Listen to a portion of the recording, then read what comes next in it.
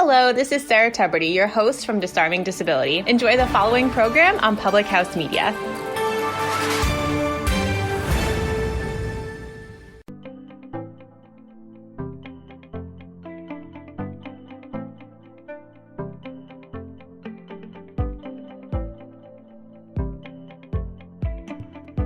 Hello, everybody.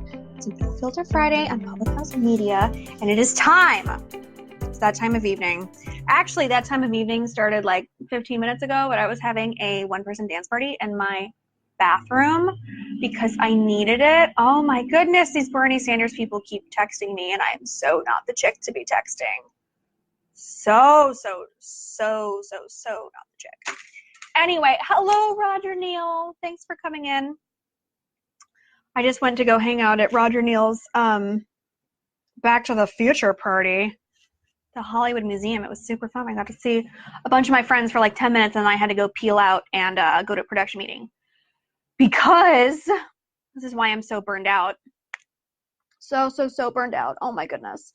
So I told you that I'm producing and directing 27 episodes of a web series for this week and then next week. So I just wrapped my first week of, week 1 of 2, like an hour ago. And now here I am sitting here with you. So I told you we're going to do short shows for this week and next week. And I was not playing games. That's exactly what we're going to do. Take a second to share the show because sharing is caring. Thank you, Roger. Thank you for your congratulations. No one congratulates me, like literally no one. So thank you. Thank you for the congratulations. I appreciate it because I'm certainly not getting it anywhere else. So with that being said, I'm going to see if I can share the show or not. There it is. Boom. Right post.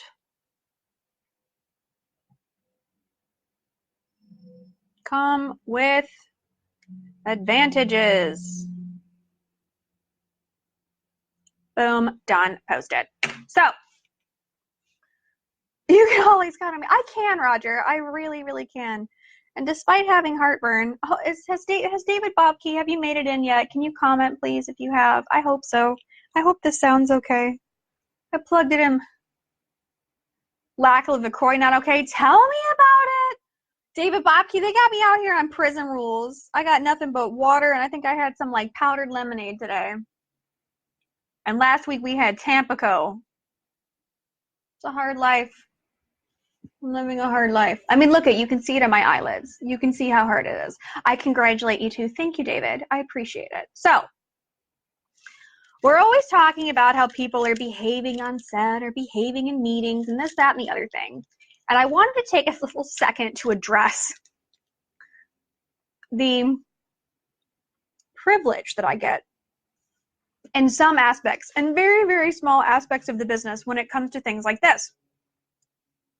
Baxter, proud of you for killing on the movie set. Thank you, Baxter. You're a lamb. I adore you. I don't know what I would do without you. Don't deserve you at all. But over the past week, I've been thinking about certain privileges I have as a lady, being a female director on this Female Filmmaker Friday, hashtag, that I can go and place actors and lead them around and,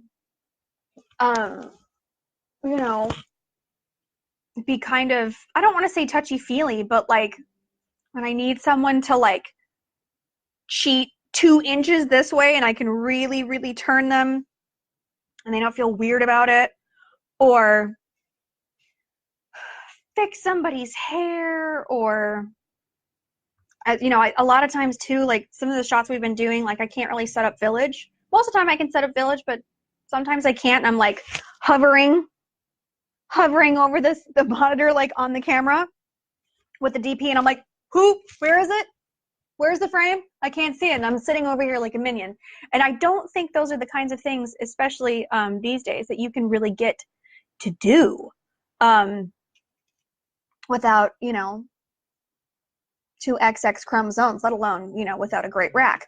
So I was thinking about it. And then, like, this show is so wild and crazy It's absolutely buck nutty.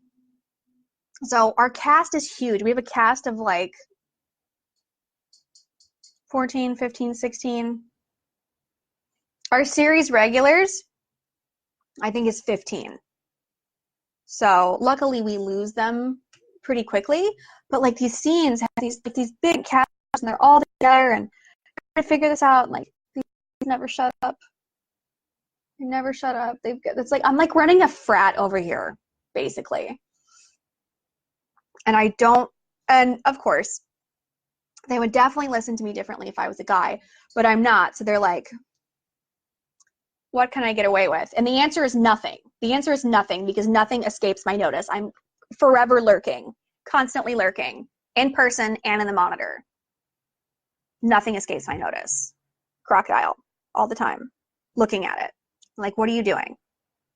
They're constantly getting in trouble. Constantly. I always have to run around and threaten them that they catch these hands. Constantly. They think things escape my notice and they don't.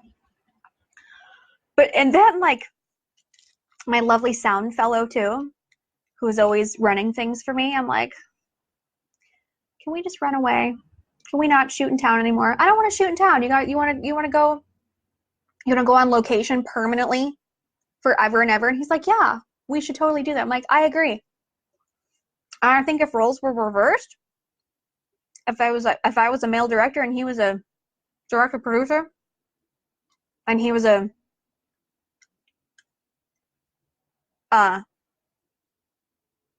female sound person, that would not be okay.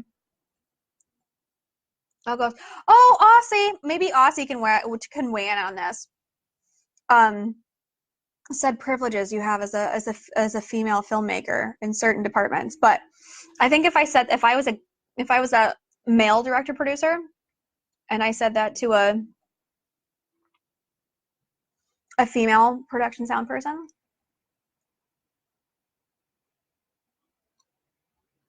I can't really guarantee that would have went over as well as it did. And I 100% meant it.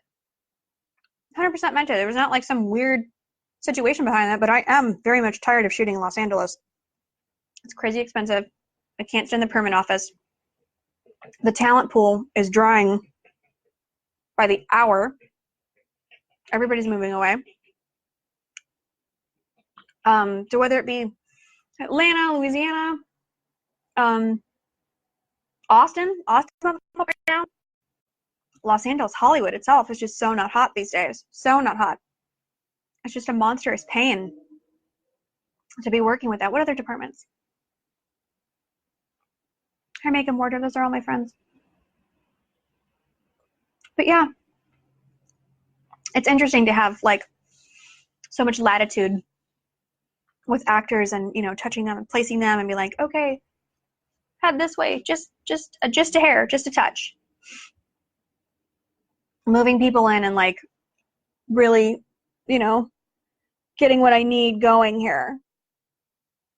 There's definitely some privilege with that. And especially for like vendor contracts too. Like, oh, can you deliver this? Oh, can we use that thing on this location that we said that we weren't going to use, but I totally want to. Can I use it? Oh, sure, you do it. Here's a glass of whiskey while you're at it. Advantages, folks, privileges. They're so gorgeous. So that's what I wanted to take a second and talk about that, because those kinds of things aren't really afforded in the other direction right now for the time being. That may change in the future, but feminine wiles do go a long way. I mean, it got me through my life. Made it 31 years so far on not much but a whistle and a prayer and some good friends. So I will leave you with that, because David Bobke's right. I do need to go find some LaCroix, or at this point some rosé. We actually, fun fact, we kicked it old school today. After we wrapped, it's a Friday and our actual martini shot, we kicked it all the way old school. There's two important shots in the day. your Abby Singer, that's your second to last shot, and then your martini shot, which is your last shot of the day. It's called the martini shot because back in the day, everybody would break after you call cut on that last scene, and they'd break out the martinis. Michael Bay still does this, especially on Fridays, but only certain people are invited. But on this show, we did a real martini Friday, and not only did we break out martinis, or did we, call cut and start drinking, the locations guy pulled out a giant bottle of whiskey. And I don't even drink dark liquor, but you know what, today, after this week, I can drink some dark liquor. That's fine. That's fine with me. And I feel like I'm feeling not saucy, but a little bit even more salty than I was. And I'm not mad at it. I'm not mad at it at all. I think we should do this more often. I think some of the old school Hollywood rules really hold up. OG martinis after your martini shot on a Friday.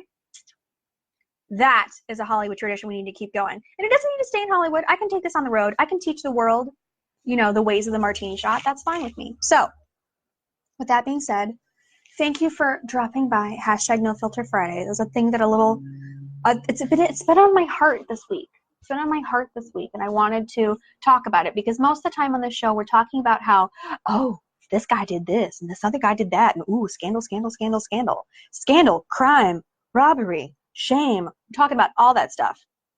So I thought we would take, at least a little short show to talk about not only my privileges as just a person, as an individual, but also